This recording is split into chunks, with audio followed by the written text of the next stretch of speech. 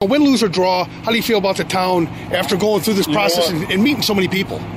That's why I moved my little girl to this town, and I'm going to raise her here. The people I have met that are my supporters, and there's a few of them out there, my friend. I'm not going to go anywhere because I'm humbled by their support, and whatever I have to do to make it good for them, I'm going to do. And I don't care how long that takes. There's another election in 4 years.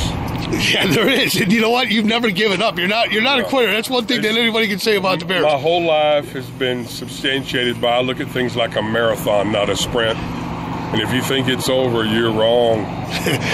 What have you learned about Romeoville? I mean, obviously you were relatively new to the community, but what have you learned most about the community once you dug into it and got to know the real people in town here?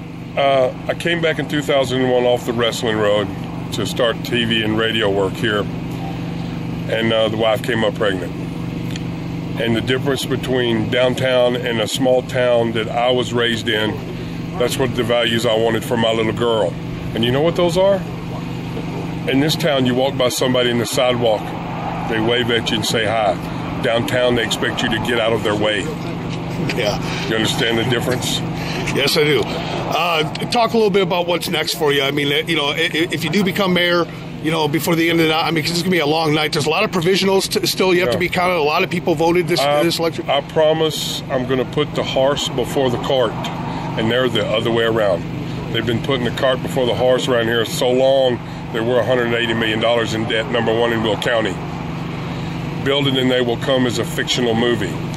You go out and you solicit companies first, and when you get their commitment, they're going to come set up shop here in town.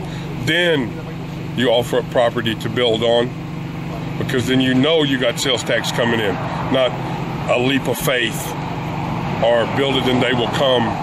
That's a fictional movie that happened in a cornfield, and only because they had ghosts playing there. What ultimately, do you feel that you ran a fair campaign, and this is your first election process? Yeah. What do you take away from it? I mean, because a lot of Americans want to know what it's like to have to run it. I don't think people don't know. That's kind of unusual for a guy to run a fair campaign, isn't it? Yeah. That's what's wrong with government. We got politicians that have fooled people with their false face, and then when they get in office, then you see who they really are.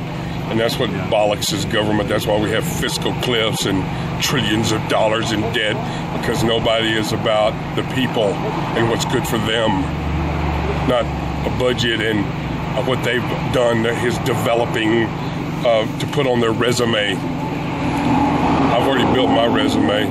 I'm not doing this because I'm looking for higher political office. I'm looking to help the town my girl is going to grow up and say that's where she's from. That's my hometown.